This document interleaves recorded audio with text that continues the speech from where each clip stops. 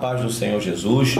Nós vamos dar início agora dentro do nosso blog, a um espaço de tempo para recebermos alguns convidados, recebermos algumas pessoas. Todas as pessoas que forem convidadas, elas terão a sua opinião própria, elas falarão o que sentirem no seu coração.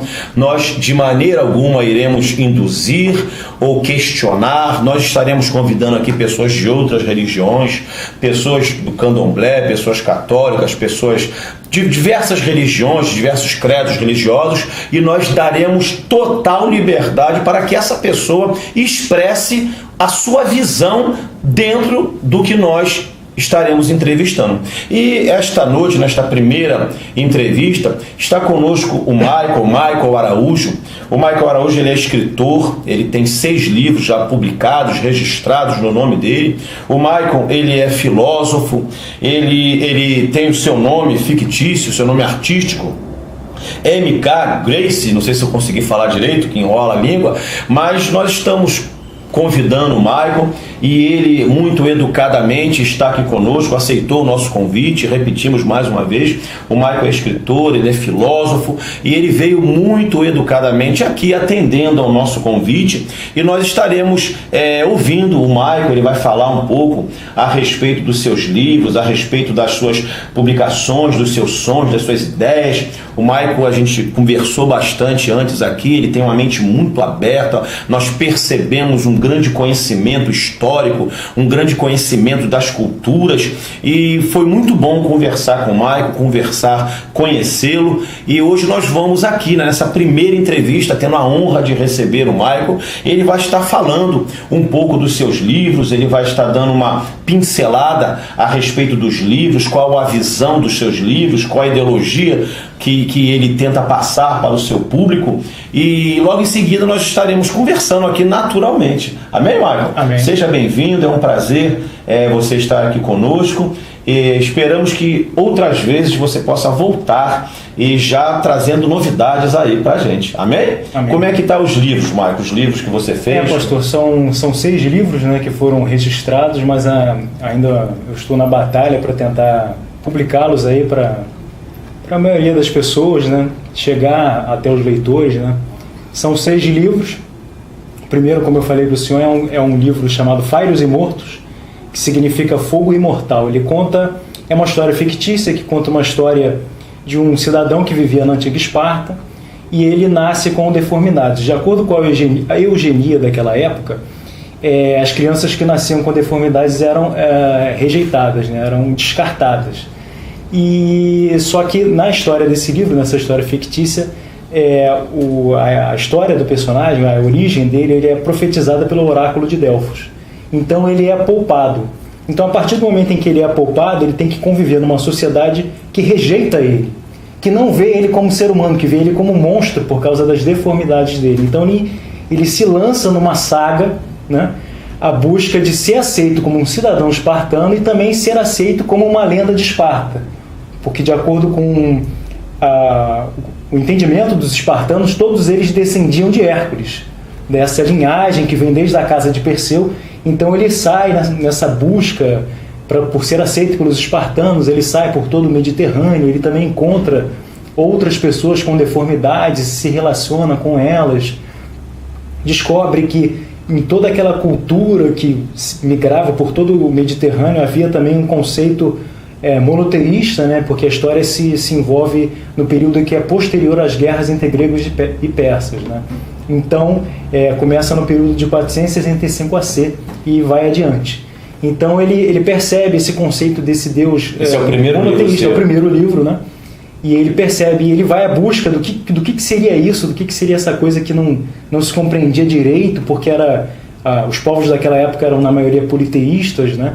Então ele vai em busca toda essa saga, desde o início da sua origem, até que o livro, né, uma trilogia... Ele deve ter ouvido falar do Deus de Israel, né? Sim, o personagem ele passa por Israel, e uma das deformidades dele é ter a estatura muito elevada, ele tem gigantismo, né? Pituitário. Então, quando ele passa por Israel, alguns judeus confundem ele com Golias, né? Então ele pergunta, quem é esse Golias, né? Aí alguns rabinos que falavam o idioma dele, o grego, né? Conversam com ele, explicam a história, e ele vai passando por esses territórios, ele vai recebendo outros nomes de gigante, né? Então, quando ele carrega esse conceito, ele percebe que não tinha só na Grécia ou só em Israel, mas tinha esse conceito no Egito e na Pérsia, e ele vai... Ele não estava sozinho no mundo, né? Verdadeiramente. E essa é a história do livro, é uma trilogia, né? São 3 livros. Ele acaba terminando numa guerra ontológica que envolve todo o Mediterrâneo, né? E ele descobre várias questões da vida dele. Muitos acreditavam que ele era imortal, e ele descobre por que as pessoas pensavam isso dele, né?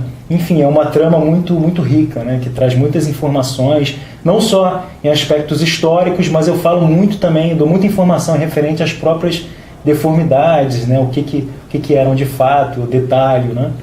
E o livro segue essa história. O segundo livro, como eu falei também para o senhor, é o Thanatos Anastase. É um livro que ele segue em partes o conceito histórico, que eu sempre trago, um conceito bíblico e o conceito imaginativo, né? É uma técnica que eu uso, são 3 interseções, né? Que é a interseção histórica, que é a interseção aos testamentos, né? E também que é a interseção, a alusão e a interseção imaginativa. A imaginativa vem da minha imaginação, a interseção, a alusão, eu estudo a cultura, a política, a sociedade da época. E essas fontes de conhecimento? São, esse livro eu capturei os próprios livros sagrados, né, que é o Alcorão, a Torá, a Bíblia em si, né, e eu puxo algumas enciclopédias também, como a enciclopédia judaica, né, a enciclopédia católica também, né, que são fontes de estudo, a enciclopédia ortodoxa, que é da Igreja Ortodoxa, e eu também busco algumas fontes históricas também que são voltadas para esse estudo. O livro ele conta uma história de ficção, né, que conta a história de um personagem chamado Iosafá. Esse personagem, ele né, nessa história fictícia, ele vivencia a história do Messias, né? É como eu expliquei por cima, é como se o Jesus, que é o histórico, né, na própria introdução do livro eu explico que os verdadeiros textos, né, estão na Bíblia e nos outros livros, e que essa história é só uma história de ficção. Então esse personagem ele sai, né, o Jesus histórico, e entra esse Iosafá. E ele, então eu conto toda essa história, né, a partir das fontes históricas, bíblicas, né, dos testamentos, e também anexando a alusão da época, da sociedade da época, e também alguns detalhes imaginativos. Qual dos livros chamou mais a tua atenção? Que esse aqui é a menina dos meus olhos? O livro que mais me chamou a atenção é justamente esse, porque eu estava escrevendo uma outra trilogia que é totalmente diferente. É um livro que é uma história que eu não acabei ainda.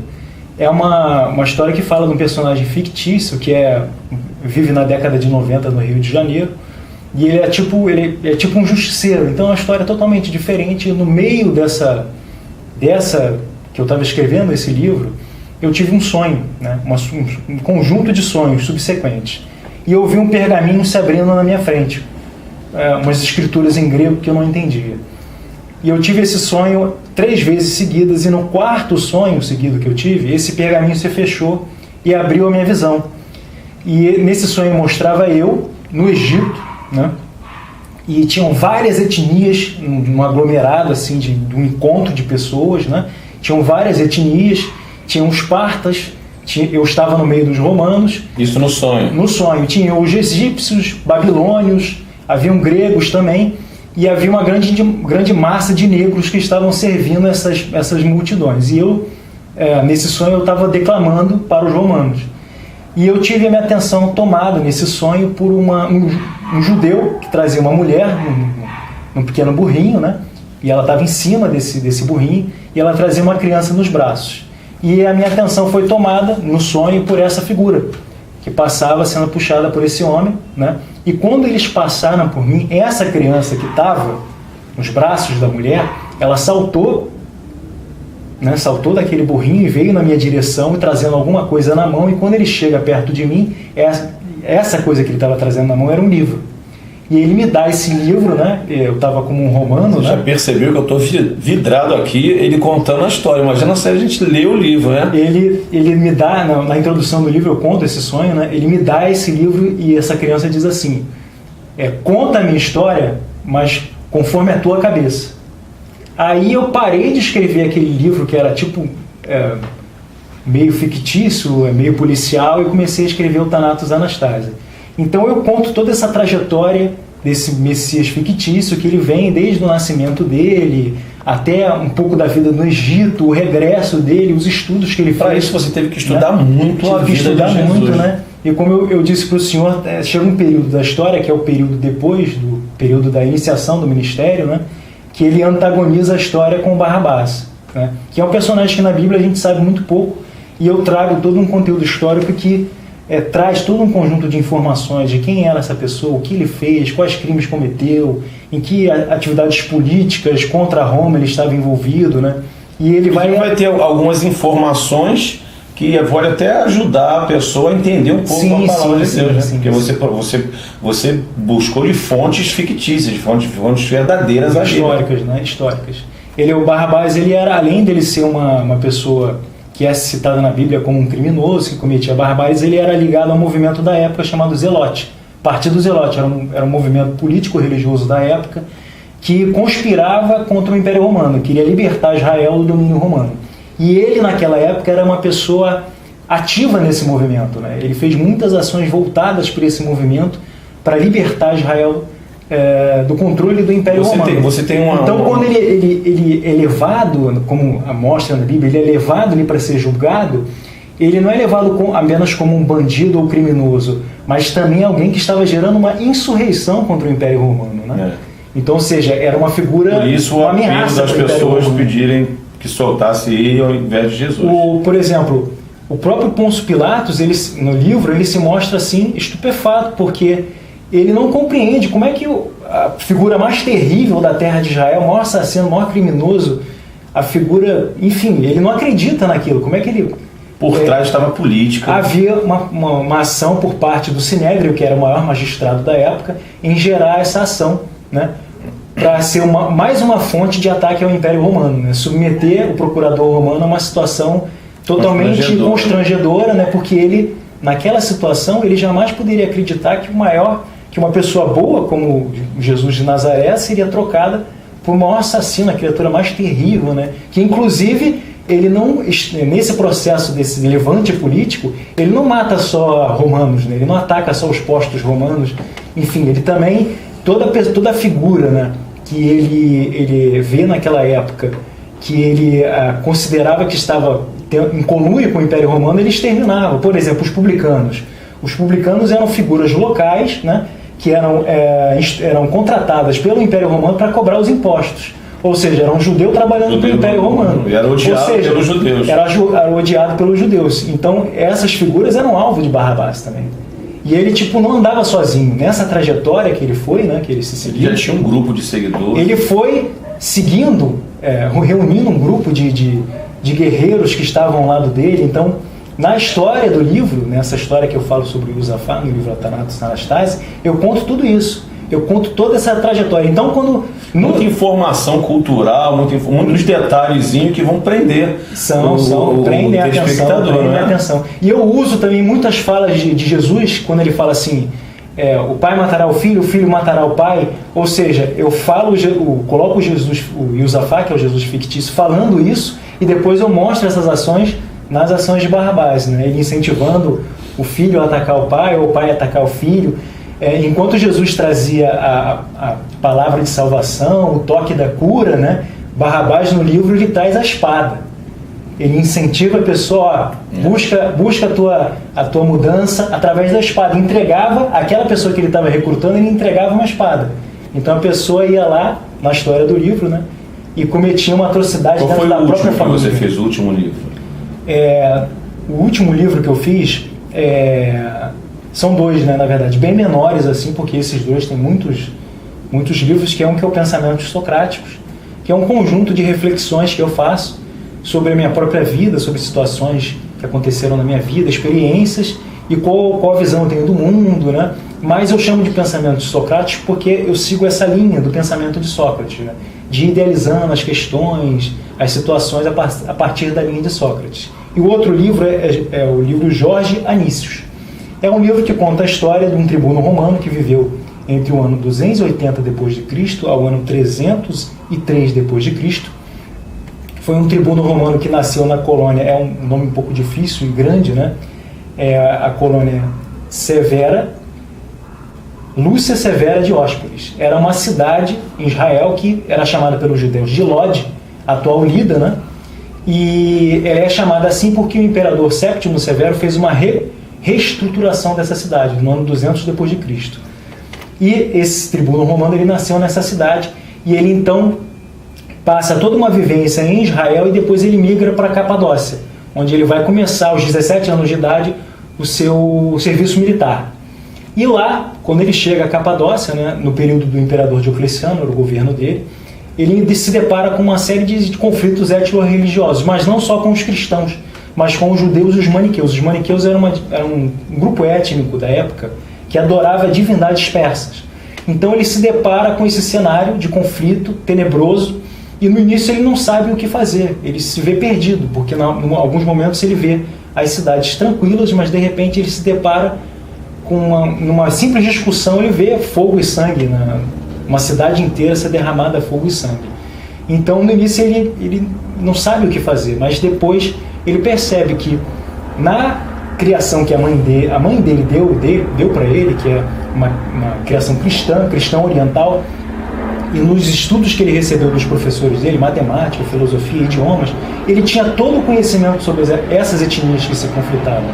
Então ele começou a utilizar desse conhecimento, dos valores da cristandade, para mediar esse conflito, né? Interpor sobre essas figuras e mostrar para elas os verdadeiros valores, não só do Império Romano, mas das próprias religiões que eles pregavam. E assim ele começa a se deparar com essas situações, uma atrás da outra, ele começa a ver isso como uma provação. E ele se lança nessa direção. E o Império Romano, inicialmente, ele acolhe essa ação dele, porque vê que ele tem um poder para estabelecer a ordem pública.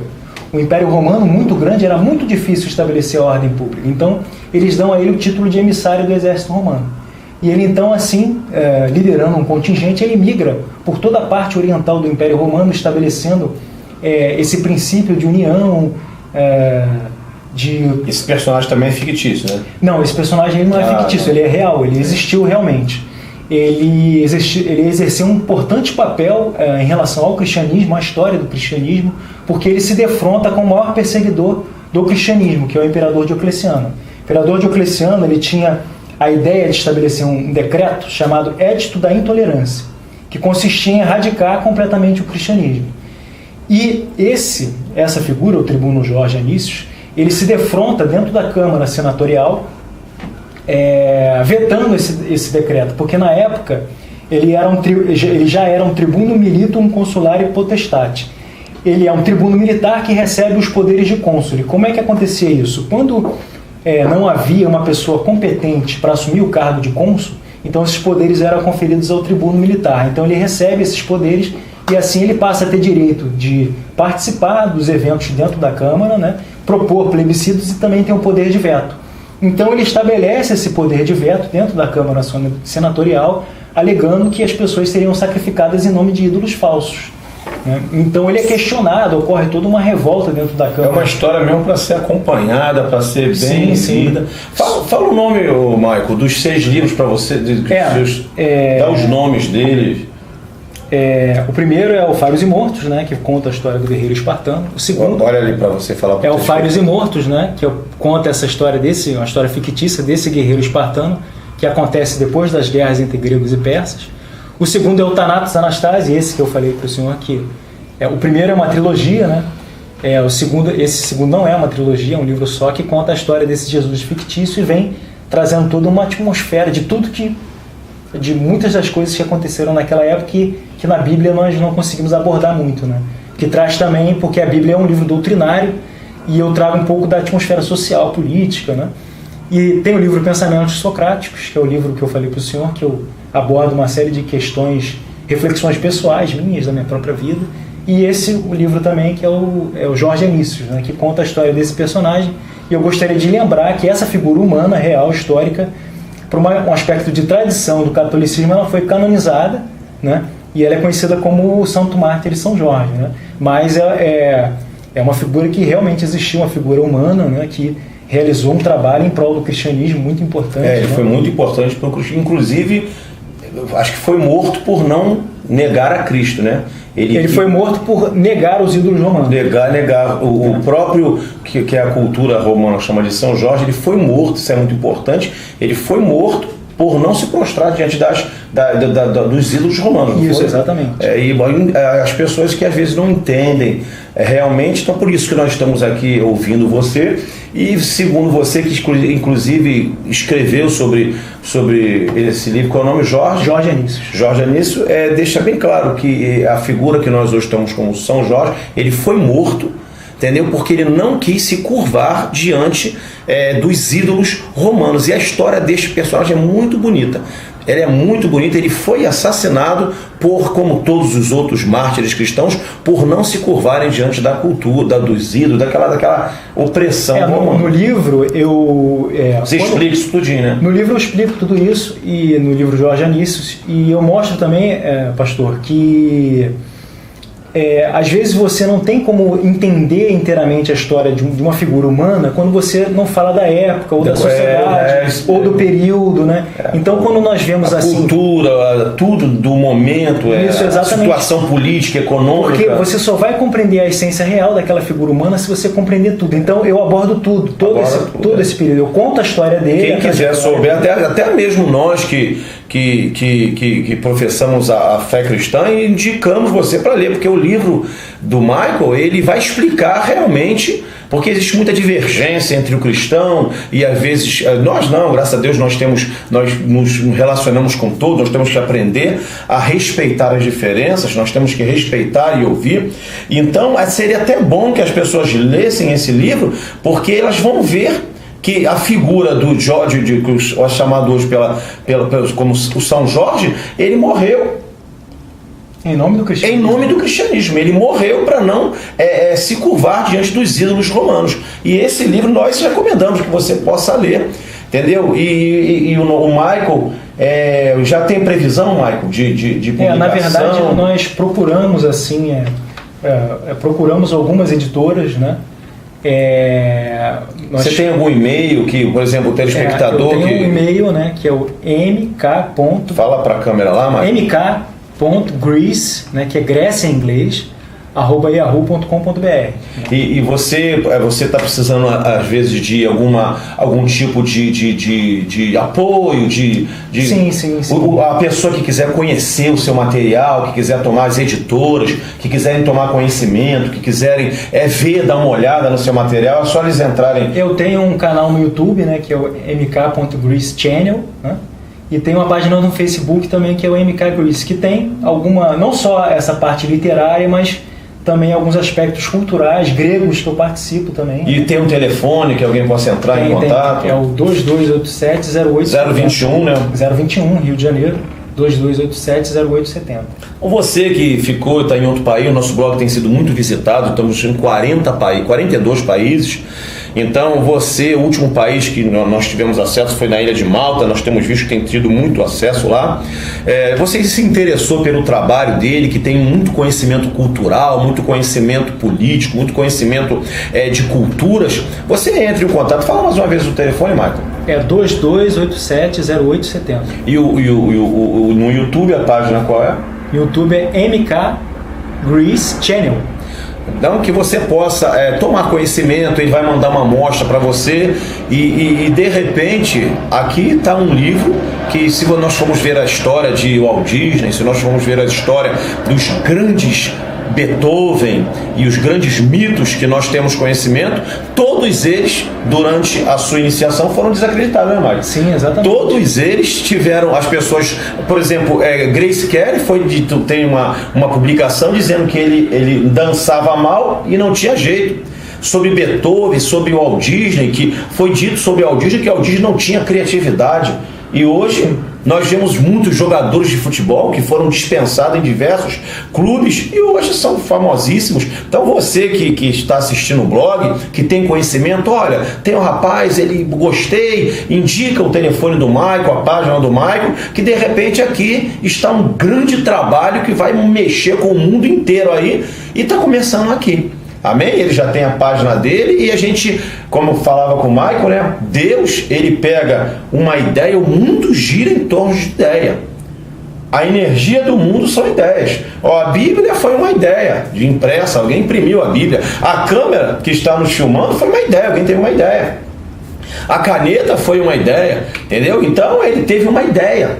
E essa ideia precisa ser divulgada e quando for divulgada, com certeza, pelo pouquinho que ele comentou aqui, a gente ficou vidrado aqui nas falas dele, principalmente o primeiro livro, eu gostei muito. Então, que você possa entrar em contato com o Michael. E agora, finalizando a nossa entrevista, eu queria perguntar para o Michael, qual é a visão que você, como escritor, como filósofo, qual é a visão que você tem do Senhor Jesus Cristo, na sua concepção filosófica, de vida, para você? Quem é Jesus? Nós aqui temos total respeito pela sua opinião. Qual é a opinião que você tem da pessoa? O Michael não é evangélico, entendeu? Ele não é cristão. Ele nem sempre, não perguntei qual é a sua religião. Não tenho. Eu tenho um lado espiritual, mas indiferente de algum movimento religioso. Ele não tem nenhuma religião e nós aqui não pregamos religião, nós aqui estamos fazendo com que ele possa expressar a sua opinião. Qual é a visão que você tem da pessoa de Jesus Cristo? Para você, quem foi Jesus? Você como filósofo, você como escritor, quem foi Jesus para você?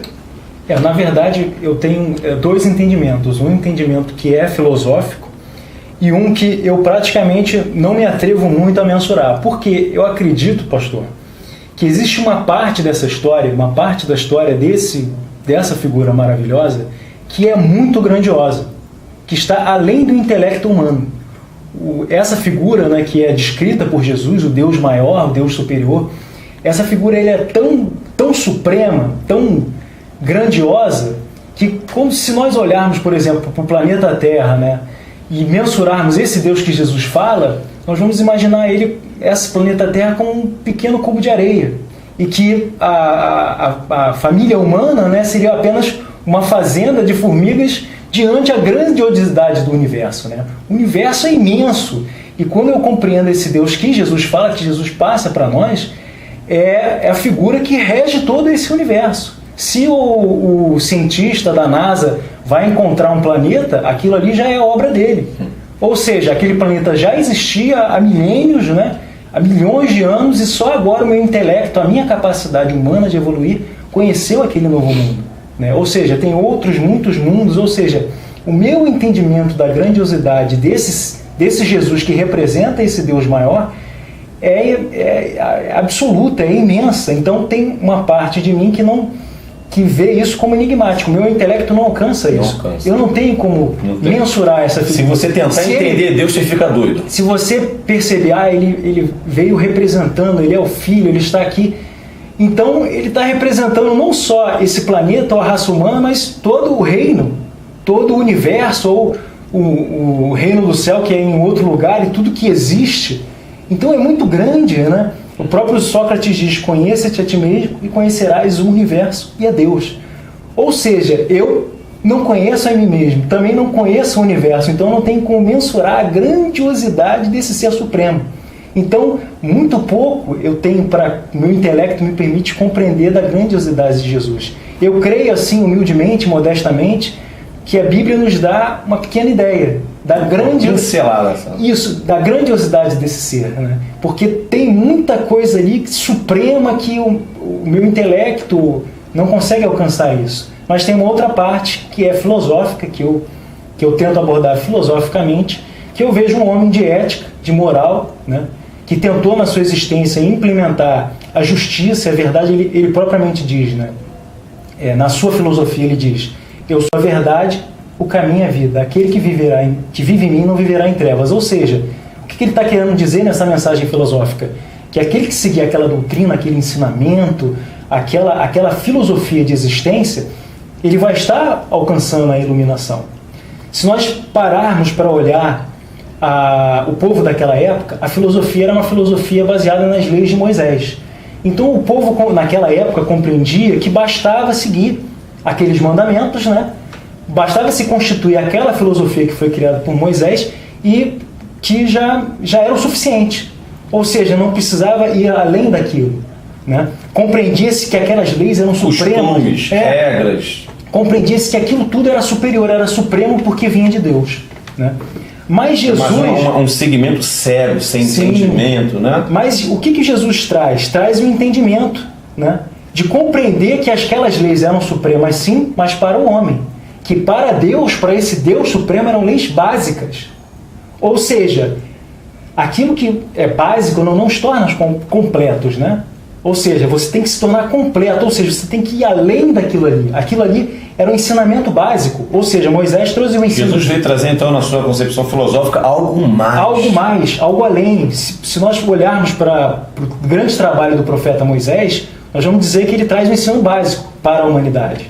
E Jesus nos trouxe a oportunidade da pós-graduação, do mestrado, do doutorado, ou seja, ir além daquilo ali, né? Ou seja, Jesus veio trazendo, Moisés trouxe o conhecimento de um Deus que você tinha que obedecer rigidamente.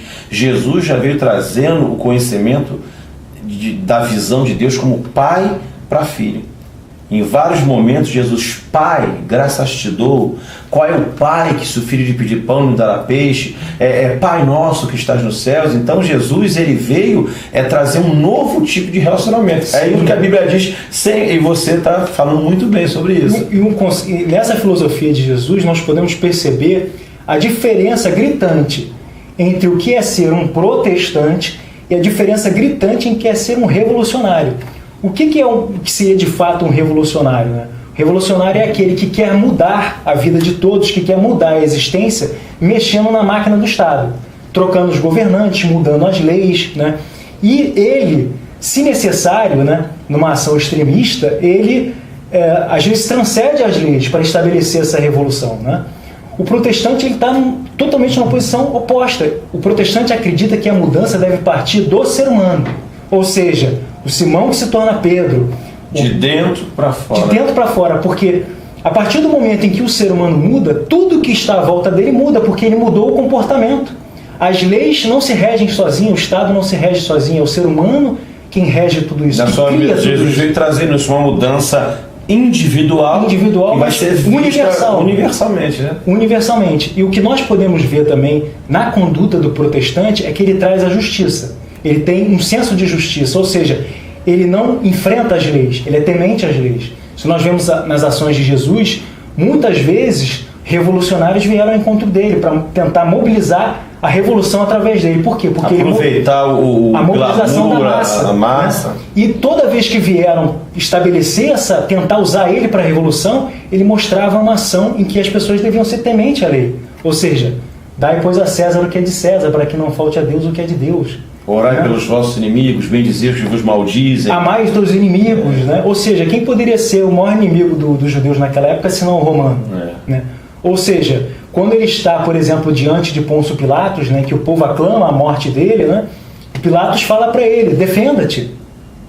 digas alguma coisa, eles levantam falso testemunho contra ti, porque eu tenho poder para te libertar ou para te condenar. E ele então responde, né? Ele diz assim: poder tu terias sobre mim se não fosse dado pelo Pai. Ou seja, naquele momento Jesus compreende que se Pilatos tinha o poder... Você acredita, Michael, que Jesus conduziu a sua vida até a cruz? Você acredita? Porque nós vemos que ele deu ordem aos peixes correram para a rede. Ele amaldiçoou a figueira, ela secou.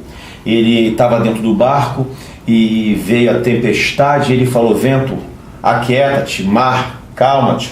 Ele mandou Pedro andar por cima das águas, e Pedro andou.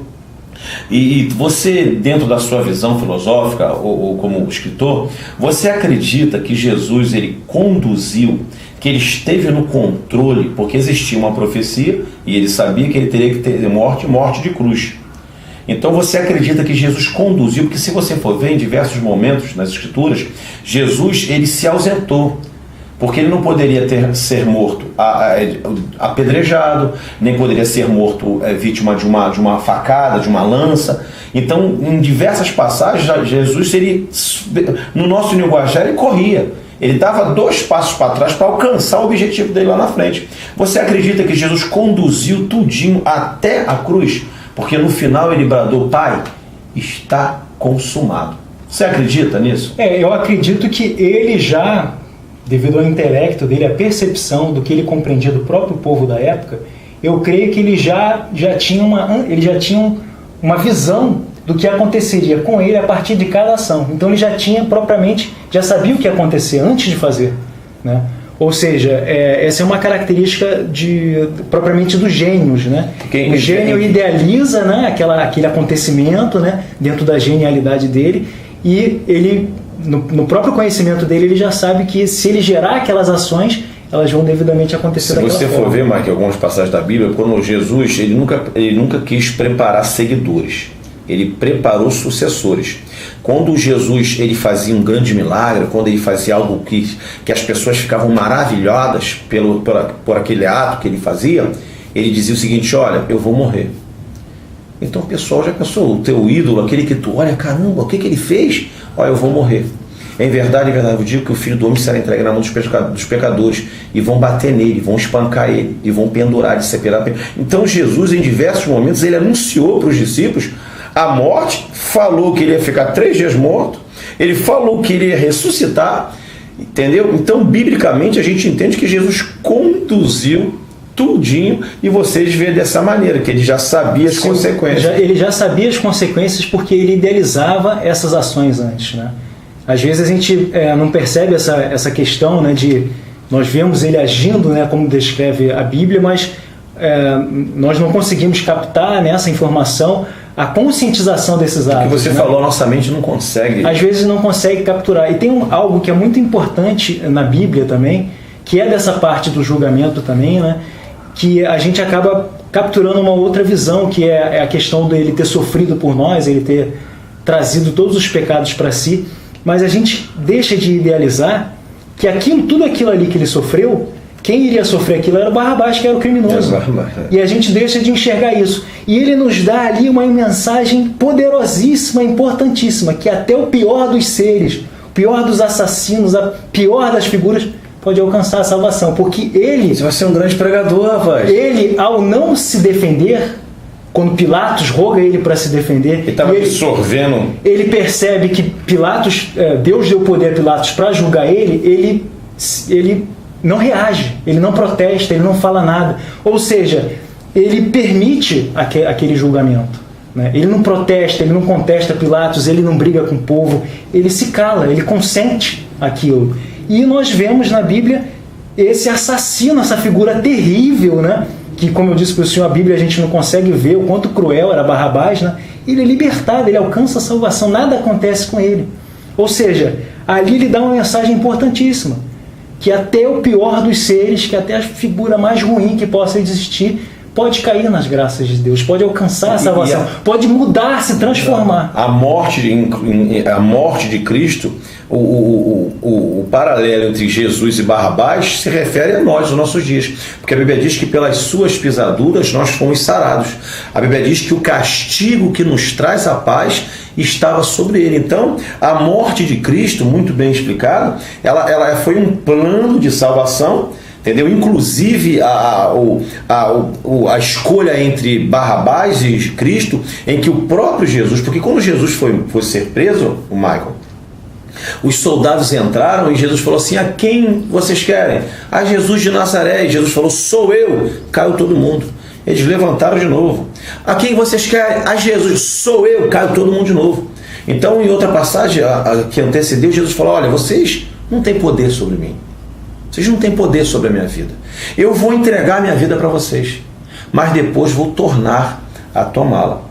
Amém, Michael? Um prazer estar conversando com você aqui. Obrigado, você é um grande pregador, rapaz. Eu ia tentar aqui finalizar, mas nem precisou, porque o Michael, ele falou de Jesus com algo muito maravilhoso aqui. Eu senti você falando da pessoa de Jesus. Eu queria só complementar só uma coisa final, pastor. É que nessa visão da filosofia de Jesus, no entendimento dele, quem mais que precisa de nós senão que esses que estão perdidos, né? Ou seja, aquele que retém ódio por mim é o que mais precisa de mim, né? Então, ou seja, os inimigos, as figuras que Jesus tanto falava, é o que mais precisavam deles. Então ele se entregou na mão daqueles que mais precisavam. Ele dizia: eu vim pelos doentes, eu vim pelos corruptos.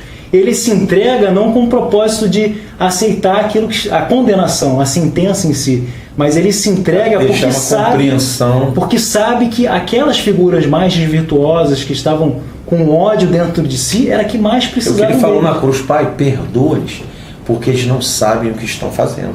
Amém, Marcos? Você tem 2-3 minutinhos para deixar suas considerações. Queremos agradecer a você.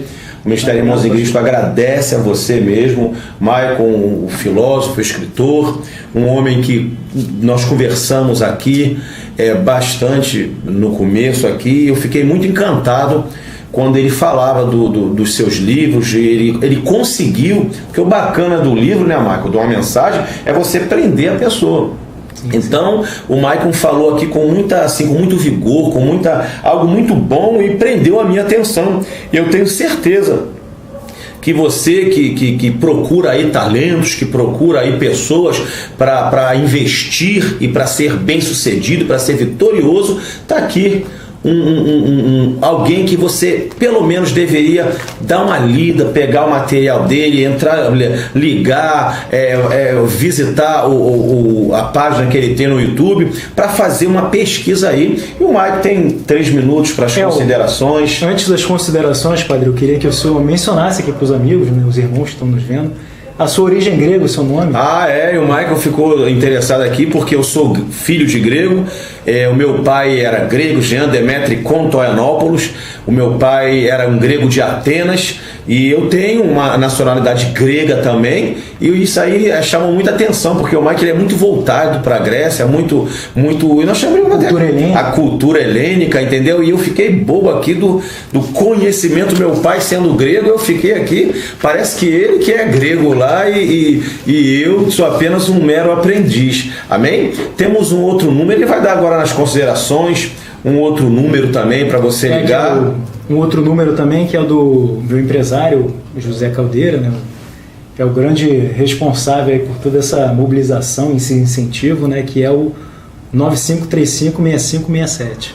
21 também, Rio de Janeiro. 21. Né? 95356567. Esse é um empresário do Michael, ele é filósofo também, ele é escritor, entendeu? É advogado e ele está aqui, mas no momento a gente está com a entrevista no Michael, mas ele está aqui dentro do nosso ambiente. Se ele autorizar, depois ele vai, o Miguel vai também botar uma foto nossa de todos nós aí. Então, as considerações, Michael. Bom, eu gostaria de falar para os amigos de um período final da vida de Sócrates, né, quando ele é uma pessoa que também passa por uma situação que é um pouco semelhante, apesar das épocas serem diferentes, que no seu julgamento final, quando os arcontes de Atenas condenam ele à morte, né, por considerar ele um desvirtuador da juventude, ele então se vira para os atenienses e diz: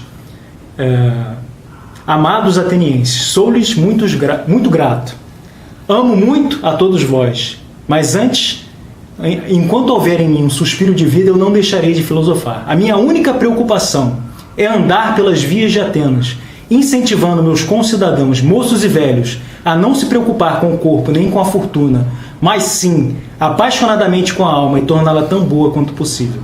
Então eu desejo, pastor, para o senhor, para o Miguel, para o Caldeira, para os irmãos que estão nos assistindo, né, que procurem, tenham essa paixão pela sua própria alma e procurem torná-la tão boa quanto possível. Amém? E a única maneira em que nós podemos mudar, conforme o Michael falou, de dentro para fora, é permitir que a palavra de Deus e o conhecimento nos traga a liberdade. Jesus falou, Michael, em João 8,36, ele disse assim, conhecereis a verdade e a verdade vos libertará. Então a maior maneira do homem se tornar livre, até mesmo dentro do meio evangélico, é ter conhecimento da palavra. E no nosso mundo também, a maior maneira para que o homem tenha liberdade é ele ter conhecimento. O ser humano precisa ter conhecimento. O ser humano precisa conhecer para que ele seja livre. Foi um prazer, Michael.